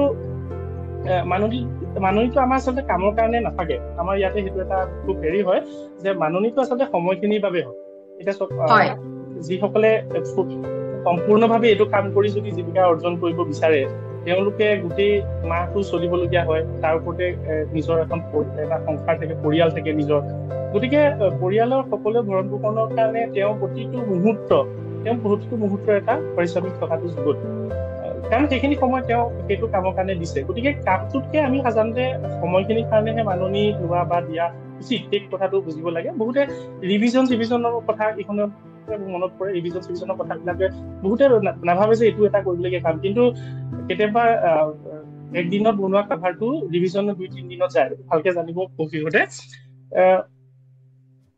সাধাৰণতে প্ৰকাশক বা যিসকলে কামৰ ইতিমধ্যে ধাৰণা আছে বা আমাৰ প্ৰতি খুব সুপৰিচিত বা আমাৰ কামৰ প্ৰতি অগাধ বিশ্বাস আৰু মানে আমাৰ প্ৰতি মৰম আছে তেওঁলোকে সাধাৰণতে তেনেকুৱা প্ৰকাশক বা লেখক অভিজ্ঞতা কৰাৰ ধৰণে তেনেকুৱা প্ৰকাশক বা লেখকসকলে সাধাৰণতে কামৰ বিল আমি যেনেকৈ কওঁ বা যেনেকৈ দিওঁ তেনেকৈ দিয়ে তেওঁলোকে কুণ্ঠাবোধ নকৰে কিন্তু গ্ৰন্থৰ জগতখনৰ পঢ়ুৱৈৰ সংখ্যা বা ব্যৱসায় হিচাপে চালে বহুত সময়ত বিল দিবলৈও মন নাযায় মই একদম অন্তৰপৰা কৈছো মানে কামটো কৰাৰ কাৰণে মাননি এটা কথা মনলৈ আহে কিন্তু বিলখন যেতিয়া আমি যুগুত কৰো তেতিয়া খুব দুখ লাগে যে আমি কাৰণ সেই পঢ়ুৱৈ যিখন গ্ৰন্থৰ যিটো গোটেই ব্যৱসায়টোৰ বিষয়ে আমি একেবাৰে নজনা নহয় কাৰণ বেছিভাগ প্ৰকাশকে আমাৰ একেবাৰে ঘৰুৱা এইটো সকলোৱে স্বীকাৰ কৰিব চাগে মনজিতা আৰু প্ৰকৃতিও জানে যে আমি যেতিয়া খুব দীঘলীয়াকে কাম কৰিছো আমি এটা প্ৰকাশনৰ ইমান এটা দশক 2 দশকৰ আমি এটা উদাহৰণ বা তেওঁলোকৰ অৱস্থা আমি দেখিছো তেনে ক্ষেত্ৰত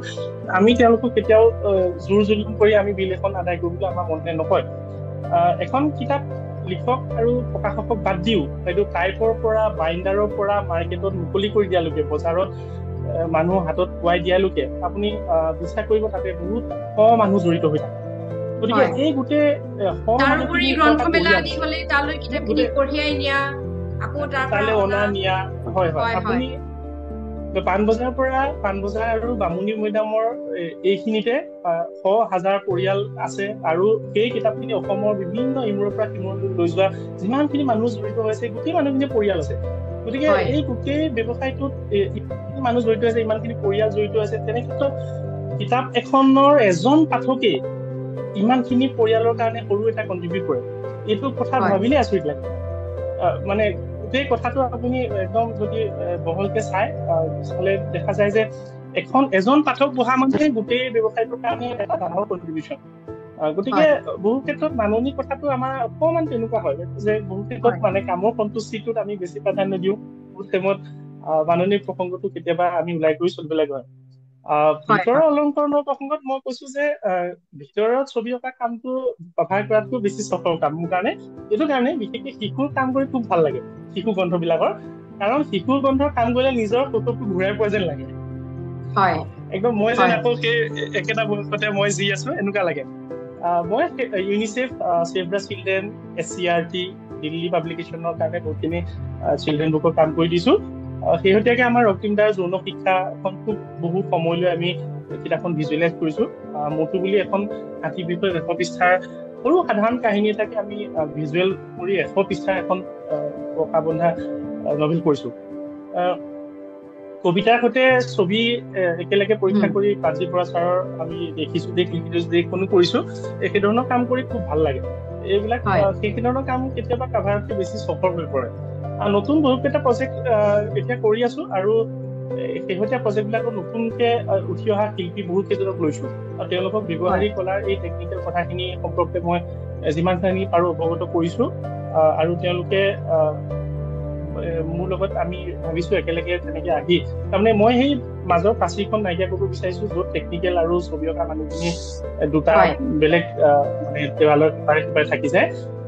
বহুতকে নিজে শিকাই বুজাই লৈছো যে ছবিখিনি থাকক আৰু তাৰো এটা ব্যৱহাৰিক কলাৰ যে এটা বিশেষ দিশ আছে, আৰ্নিঙো আছে, এই কথাখিনিৰ কাৰণে বহুত নতুন বহুত কেইজনৰ সৈতে প্ৰজেক্ট লৈছো আৰু আশা কৰিছো এইবাৰ ডিচেম্বৰৰ ভিতৰত চাগে তেনেকুৱা 5-6খন মান কিতাপৰ চিলড্ৰেন বুক ইলাষ্ট্ৰেটেড চিলড্ৰেন বুকৰ প্ৰজেক্ট আমাৰ মুকলি হৈ আহিব। মই কৌশিক কিশোৰৰ ওচৰলৈ আহিছো। চাবলৈ গ'লে এই আমি আপোনালোকৰ কথা বতৰাৰ পৰা যিখিনি ধাৰণা কৰিব পাৰি যে অসমৰ যিটো গ্ৰন্থ উদ্যোগ সেইটো এতিয়াও ইপ্সিত ধৰণে গঢ় লৈ উঠিছে বুলি ক'ব নোৱাৰি। এমুঠিমান প্ৰকাশকক বাদ দিলে আমাৰ সৰহসংখ্যক প্ৰকাশক তেওঁলোকো আৰ্থিকভাৱে খুব বেছি টনকিয়াল নহয় আৰু লেখকৰ ৰয়েলটি আদিৰ দিশবোৰতো পেচাদাৰিত্বৰ বহুতো কথা থাকি গৈছে। এনে পৰিৱেশতে আপোনালোকে বেটুপাতৰ শিল্পৰ সৈতে জড়িত হৈছে। ইয়াৰ প্ৰত্যাহ্বান বা সম্ভাৱনীয়তাবোৰৰ বিষয়ে আপোনাৰ মতামত কি? তৰুণ প্ৰজন্মই এই শিল্পটিক জীৱিকা হিচাপে গ্ৰহণ কৰিব বিচাৰিলে কিদৰে আগবঢ়া উচিত? হয়, সঞ্জীৱক যেতিয়া লগ পাওঁ তেতিয়া প্ৰায় এনেকুৱা ধৰণৰ কথাবোৰ আমি পাতো। আজি সঞ্জীৱৰ এই মোৰ আগৰ কথাখিনি যেতিয়া সঞ্জীৱে কৈ আছিলে, মোৰ কথাখিনি আচলতে আৰু বেছি দীঘলীয়াকে শুনিবলৈ মন গৈ আছিলে। আৰু মনজিৎ দাই তাৰ আগতে কৈছিলে এই যিটো আপুনি প্ৰত্যাহ্বানৰ কথা ক'লে এই প্ৰত্যাহ্বানৰ কথা আচলতে মনজিৎ দা আৰু সঞ্জীৱ দুয়োজনেই বেলেগ বেলেগ ধৰণে কৈছে। কিন্তু মই ভাবো য'ত প্ৰত্যাহ্বান থাকে তাতেই সম্ভাৱনা থাকে, য'ত প্ৰত্যাহ্বান থাকে তাতেই সম্ভাৱনাও থাকে। আৰু অসমত যেনেকে কবিতাৰ ক্ষেত্ৰত প্ৰত্যাহ্বান আছে, উপন্যাসৰ ক্ষেত্ৰত আছে, ৰাজনীতিৰ ক্ষেত্ৰত আছে, তেনেকে বেটুপাত শিল্পৰ ক্ষেত্ৰতো আছে এই প্ৰত্যাহ্বান। আৰু বেটুপাত শিল্পৰ ক্ষেত্ৰতো এই প্ৰত্যাহ্বান অতি দীঘলীয়া দিন ধৰিয়ে চলি আহিছে। কিন্তু এই সকলো প্ৰত্যাহ্বান নেওচি অসমত যেনেকৈ বেণু মিশ্ৰ, ত্ৰৈলোক্য দত্ত, বিষ্ণু তামুলী, পদ্মসিংহ, পূৰ্ণেন্দু পত্ৰী, চন্দন চুতীয়া বা মোৰ সন্মুখত থকা দুয়োগৰাকী মনজিৎ দা, সঞ্জীৱ, তেওঁলোক যেনেকে ভাল প্ৰতিষ্ঠা লাভ কৰিছে, তেনেকে বেটুপাত শিল্পীৰো সম্ভাৱনা আৰু উত্তৰণৰ বাটটো আগলৈ আগুৱাই গৈ থাকিব, মই সেনেকে ভাবো। গতিকে প্ৰত্যাহ্বানৰ কথাটো আমি বৰ বিশেষ ভয় খাবলগীয়া কথা নহয়, কাৰণ একে সময়তে সম্ভাৱনাৰ বাটটো ডিজাইনাৰসকলে, বেটুপাত শিল্পীসকলে বাটটো কাটি যাব। তাৰপিছতে হয়। আপুনি কৈছিলে তৰুণসকল যিসকলে গ্ৰাফিক ডিজাইন বা বেটুপাত শিল্পৰ লগত জড়িত হ'ব বিচাৰে। তো মই ভাবো যে বেটুপাত শিল্পৰ প্ৰতি যিসকল আগ্ৰহী তৰুণ আছে তেওঁলোকে গ্ৰাফিক ডিজাইনৰ কোৰ্চ কৰিব পাৰে, টাইপোগ্ৰাফি, কালাৰ থিয়ৰীৰ কোৰ্চ এটা আছে সেইটো কৰিব পাৰে, এডব ফটোশ্বপ, এডব ইনডিজাইন, এইসমূহৰ কোৰ্চ কৰিব পাৰে। আৰু আজিকালি এইবোৰ অনলাইনৰ যোগেদিও উপলব্ধ হৈছে। এইখিনি কৰিলে চাগে নতুন তৰুণসকলে উপকৃত হ'ব। কিন্তু মই আৰু এটা কথা কওঁ, বাকী যিমান কোৰ্চ কৰক বা টেকনিকেলি চাউণ্ড হওক, এজন বেটুপাত শিল্পীৰ কাৰণে আটাইতকৈ গুৰুত্বপূৰ্ণ কথাটো হৈছে বেটুপাতৰ যিটো বিষয়বস্তু সেইটোৰ সম্পৰ্কে থকা ধাৰণা বা কনচেপ্ট, আৰু সেইটো তেওঁ কিন্তু অকল নিজস্ব অনুশীলনৰ মাজেদিহে আয়ত্ব কৰিব পাৰিব, আৰু আয়ত্ব কৰিবও লাগিব যদিহে ভাল ডিজাইনাৰ হ'ব খোজে। ইমানখিনি। অশেষ ধন্যবাদ। মনজিত ৰাজখোৱা, নিজৰ উত্তৰণৰ ক্ষেত্ৰত আপুনি 25 বছৰ ধৰি এই শিল্পকলাৰ সৈতে জড়িত হৈ আছে। আমি ইয়াক উদযাপন কৰা উচিত, আমি ইয়াক চেলিব্ৰেট কৰিব লাগে। আপুনি নিজৰ উত্তৰণৰ বাবে কি কৰিছে ইমান বছৰ ধৰি? নাই, আচলতে মই অকণমান আগত সেই কথাটো উল্লেখ কৰিছিলোঁ। সেইটো মোৰ একেবাৰে প্ৰিয় বিষয়, আৰু প্ৰিয় বিষয়টোৱে মই সপোন দেখিছিলোঁ, আৰু সেই সপোনৰ আঁত ধৰিয়ে আচলতে মই এই ক্ষেত্ৰৰ মানুহ হয় নে নহয় নাজানো, কিন্তু মোক আচলতে কোনোবাই আৱিষ্কাৰ কৰি ল'লে। আৱিষ্কাৰ কৰাৰ পিছত মই এই ক্ষেত্ৰটোলৈ আহিলোঁ, আৰু তাৰপিছত দেখিছোঁ যে মই প্ৰত্যেক দিনে মই নিজৰ হেঁপাহেৰে কামটো কৰিছোঁ। তাতে সৰু কুইজৰ কিতাপ এখনেই হওক বা উপন্যাস এখনেই হওক বা এখন বৃহৎ কলমৰ প্ৰবন্ধৰ কিতাপেই হওক, মই খুব হেঁপাহেৰে আৰু বস্তুটো নিষ্ঠাৰে কৰিবলৈ যত্ন কৰিছোঁ। আৰু সেইখিনি সময়তে মোৰ যিখিনি ধৰক মোৰ দৃষ্টি, মোৰ যিখিনি সৃজনৰ মনন, সেইখিনি প্ৰয়োগ কৰাৰ যত্ন কৰিছোঁ। আৰু যিখিনি কৌশিকে অলপ আগতে এটা কথা উল্লেখ কৰিছিলে যে নতুন যিসকল শিল্পী, মোৰ সেই কথাটো একেলগে অনুভৱ হৈছে যে আমি চিত্ৰকলাৰ বিষয়টোক অধ্যয়ন কৰি চিত্ৰকলাৰ সামগ্ৰিক জ্ঞানখিনি গ্ৰহণ কৰাৰ পাছত আমি সেই বিষয়টোত আমি সোমাই যাব লাগে। আৰু সেই একেধৰণে নিজৰ এই কামটোৰ কাৰণে মই উত্তৰণ বুলি কৈছোঁ, আমি প্ৰত্যেক দিনে নতুন নতুন চিন্তা চৰ্চা কৰিবলৈ যত্ন কৰোঁ। মই কৈছোঁ যে কাভাৰ এটা কৰিবৰ সময়ত বিষয়টো বিচাৰি নাপালে মই অকণ বাহিৰলৈ ওলাই গৈ আকৌ ভাবিবলৈ কৰোঁ, আকৌ নতুনকৈ কেতিয়াবা ভাবোঁ যে মই কেতিয়াবা আঁকি কামটো কৰিব পাৰোঁ নেকি, তাৰপিছত দেখোঁ যে নহয়, ফটোগ্ৰাফ দি পেলাই কৰিলে ভাল হ'ব নেকি। এই ধৰণৰ সাল সলনি যিটো মানে চৰ্চা, মানে যিটো সেই চৰ্চাটো মই অহৰহ কৰি থাকোঁ। আৰু ভাৱনাটো এনেই যিকোনো মুহূৰ্ততে সেই ভাৱনাটো থাকে। কিতাপৰ কাহিনী একেলগে হয়তো 2-3খন কিতাপৰ কাহিনী কেইটামান মই লৈ ঘূৰি ফুৰোঁ, আৰু সেই ধৰণে মোক নিজকে সেই বিষয়টোৰ প্ৰতি সোমাই যাবলৈ যত্ন কৰিছোঁ। আৰু উত্তৰণ বুলি ক'লে আচলতে নিজকে খুব বেছি ভাল কাম কৰিছোঁ বুলি কৰা নাই, মাত্ৰ চৰ্চা অব্যাহত ৰাখিছোঁ। আৰু সেই চৰ্চাৰ মাজেৰে মই আকৌ মোৰ পচন্দৰে, মোৰ আনৰ পচন্দৰে মোৰ শিল্পকৰ্মটো আগবঢ়াই লৈ যাব খোজো। হয়, অশেষ ধন্যবাদ। এই বিনম্ৰতাই আপোনাক বহু দূৰলৈ আগুৱাই নিয়ক, মই সেইটো কামনা কৰোঁ, আমি সেইটো কামনা কৰিছোঁ। সঞ্জীৱ বৰা, আমাৰ হাতত সময় খুব কমি আছে, 3 মিনিট আছে। আপোনাৰ প্ৰিয় প্ৰশ্ন দুটা আপোনাক মই সুধিছোঁ যে ক্ৰিয়েটিভ কমন্সৰ লাইচেন্সৰ বিষয়ে কিছু কথা আপুনি ক'ব বিচাৰিছিল। সেইখিনি কথা যদি আপুনি খুব কম সময়ৰ ভিতৰতে ক'ব লাগিব অৱশ্যে। আৰু গুৱাহাটীৰ পেছাদাৰী আৰ্ট ডিজাইন ষ্টুডিঅ', লগতে বৰ্তমানে ভাল কাম কৰি থকা অহেন ষ্টুডিঅ' বা পেঞ্চিল ষ্টুডিঅ', এইকেইটা কথা আপুনি অকণমান ক'ব বিচাৰিছিলে নহয় জানো? হয়, কওকচোন।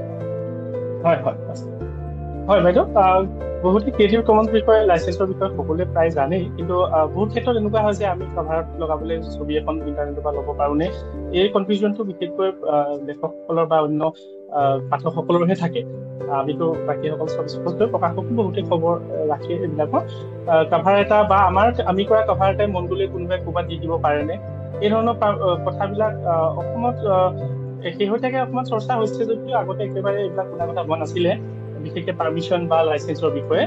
এতিয়া নতুনকৈ এই ক্ষেত্ৰত বিশেষ একো ক'বলগীয়া নাথাকে। creativecommons.org চাইটত গ'লেই মানুহে লাইচেন্সিঙৰ বিষয়ে জানিব পাৰে।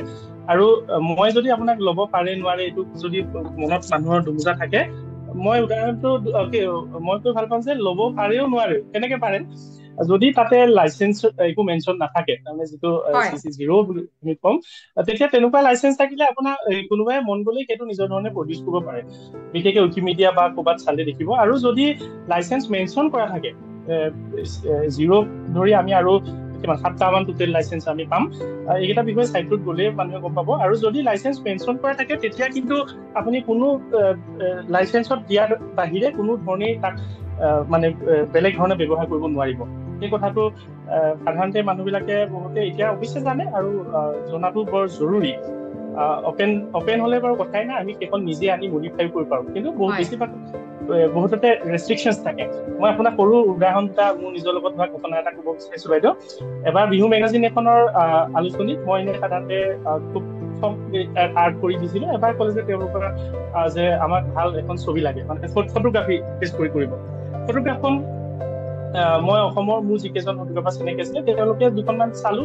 কিন্তু মোৰ খুব পছন্দ মই যি ধৰণে বিচাৰিছো তেনেকুৱা ফটোগ্ৰাফখন নাপালো মই গুগল সাৰ্চ কৰি থাকোতে সেই ফটোগ্ৰাফখন পালো ফটোগ্ৰাফখন আপোনাৰ নিউজ মিডিয়া গ্ৰুপ বুলি এটা সাইটৰ তেওঁলোকে ফটোগ্ৰাফখন লিংক কৰি ৰাখিছে অসমীয়া ছোৱালীজনী বিভিন্ন টকা দৃশ্য এটা মই ফটোখন লৈ তেওঁলোকক ৰাইটৰ কাৰণে তেওঁলোকলৈ মেইল লিখিলো তেওঁলোকে ক'লে যে সেইখনৰ ৰাইটছ তেওঁলোকৰ ওচৰত নাই তেওঁলোকে IANS ৰ পৰা ইউজ কৰিছে মই IANS ৰ কাৰণে লিখিলো লিখাৰ পিছত তেওঁলোকে মোক 1000 কপি প্ৰিন্টৰ কাৰণে 3000 চাৰ্জ কৰিছিলে আৰু এইটো কন্ডিশন লিখিছিলে যে সেইখন আৰু যদি ৰিপ্ৰিন্ট হয় তেওঁলোকে যাতে ইনফৰমেশনটো পায় মানে 1000 কপি কাৰণে মই এইটো কথা ক'ব বিচাৰিছো যে বিহু নাচি থকা অসমৰ ছোৱালী এজনী ছবিখন আপোনাৰ অসমৰ চাগে নিশ্চয় ফটোগ্ৰাফাৰ এজনী তোলা কিন্তু সেইখন যেতিয়া মই পাৰমিশন বিচাৰিছো গোটেই প্ৰচেছটো মোৰ প্ৰায় 40 দিন মান গৈছে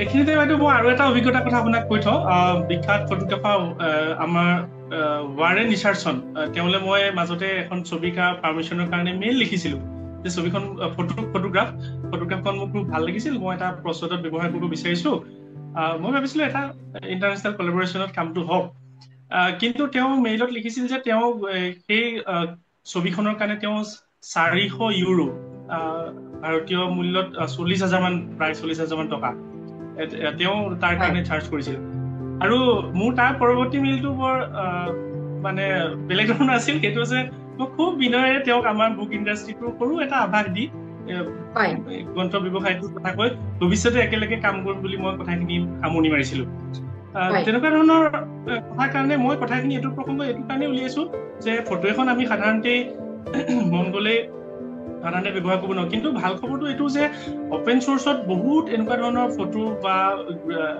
মানে ছবি বা বিভিন্ন কলাকাৰ্য আছে যিবিলাক আমি সাধাৰণতে ব্যৱহাৰ কৰিব পাৰি তাৰ এটা কণ্ডিশ্যন থাকে এইটো যে এট্ৰিবিউট কৰাটো অজন্যটো খুব বেছি দৰকাৰী এইটো কথা আমি প্ৰসংগক্ৰমে ওলাই আছে আৰু এই প্ৰসংগটো মই ইয়াতে এইটো প্ৰসংগ এইটো কাৰণে উলিয়াইছো যে আমাৰ যিসকল ফটোগ্ৰাফাৰ বা যিসকল শিল্পী তেওঁলোকে প্ৰফেচনেলিজিমটো বা এই ইণ্টাৰনেশ্যনেল যিটো বজাৰ ফটোগ্ৰাফাৰ সেইটো সম্পৰ্কে অকণমান সচেতন হলে তেওঁলোকৰ আৰ্থিক ভাল এটা প্ৰকাশ পাব বুলি মই আশা কৰো প্ৰসংগটো এইকাৰণে মই উলিয়াই থৈ গলো আৰু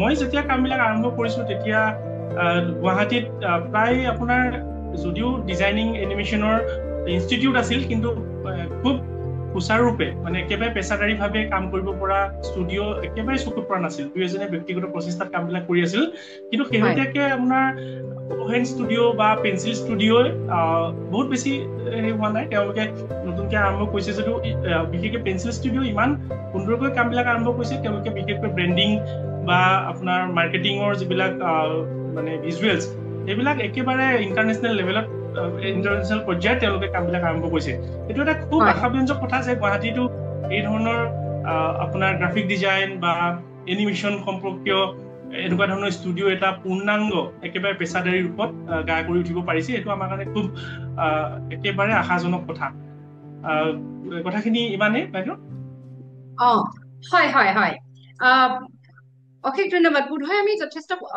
কথাখিনি আমি যিখিনি পাতিম বুলি ভাবিছিলো সেই কথাখিনি আমি নিশ্চয় পাতিছো আপোনালোকৰ কিবা ক'বলগীয়া থাকিব নেকি বাৰু ইয়াৰ উপৰিও মই এইটো ক'ব বিচাৰিছো যে এনেকুৱা এটা অনুষ্ঠানত একেলগে আমি গোটেইখিনি কথা পাতিবলৈ সুযোগ দিয়াৰ বাবে বাইদেউক মই বিশেষভাৱে ধন্যবাদ দিছো এইটো কাৰণেই যে বিশেষকৈ গ্ৰন্থ ব্যৱসায় বা গ্ৰন্থ প্ৰস্তুত, মই ছবি বাকীখিনি বাদি দিছোঁ আজি যিহেতু গ্ৰন্থৰ কথাই ওলাই আছে, গতিকে গ্ৰন্থৰ ভিতৰৰ ছবি অঁকাই হওক বা গ্ৰন্থ প্ৰস্তুত কৰাই, এই গোটেই কাৰবাৰটোত যে বিভিন্ন মানুহ জড়িত হৈ থাকে আৰু এইটো এটা যে কলাত্মক কাম, তাৰ কাৰণে যে মানুহে সময় অতিবাহিত কৰে, মনৰ ইমানখিনি সময় দি আমি এটাই কাম কৰি আছো, গোটেই ব্যৱসায়টোৰ প্ৰতি বা এই কামবিলাকৰ প্ৰতি মানুহৰ যাতে সদিচ্ছাটো থাকে বা মানুহে খুব আগ্ৰহেৰে বস্তুবিলাক লয়, আমাৰ সেইটোৱে প্ৰাপ্তি।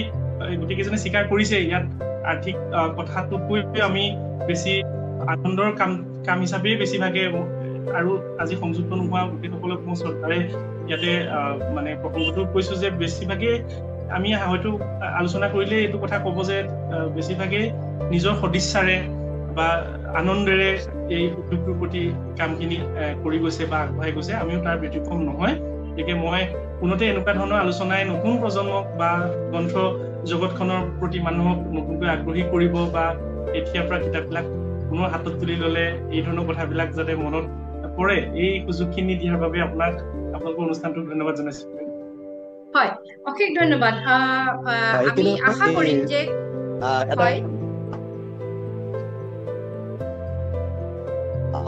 এই অন্তৰালৰ কথাখিনি যে আমি পাতিলো, সেই কথাখিনি দৰকাৰী আছে আচলতে। এই সঞ্জীৱে একদম প্ৰসংগত বা মই এবাৰ কৈছিলো যে আমি কেনেকৈ এটা কভাৰ সৃষ্টি কৰিবলৈ, অন্তৰালত যে বহু কাম থাকে আৰু বা কভাৰতে সম্পূৰ্ণ মানে লেখক বা প্ৰকাশকজনে নিৰ্বাচন কৰি দিয়ে। আমি 2টা বা 3টা ডিজাইন বা 4টা ডিজাইন পঠোৱাৰ পিছত এতিয়া নিৰ্বাচন হৈ যায় যে এইটোৱে ভাল লাগিছে, এইটোৱে আমি ফাইনেল কৰাৰ পিছতো আমাৰ বহু দিনৰ এটা দীঘলীয়া কাম থাকে, তাৰ পিছৰ পৰা বিচাৰি থাকে কভাৰটো দিয়ক, যে সেই অন্তৰালত তাৰ পিছতো পোষ্ট প্ৰডাক্ট মানে প্ৰিণ্টিঙৰ আগৰ এটা পৰ্যায়ত আমাৰ বহুখিনি কাম থাকে। সেই কামখিনি যে এই অন্তৰালৰ কথাখিনি ওলাই গৈছে, আমি হয়তো সেইটো কথা জনা নাছিলো, সেই সংগটো আজি আমি ৰাজহুৱাভাৱে কৰা নিচিনা হৈছে। গতিকে এই কথা মানে সন্মুখলৈ অহাৰ বাবে ভাল হ'ল।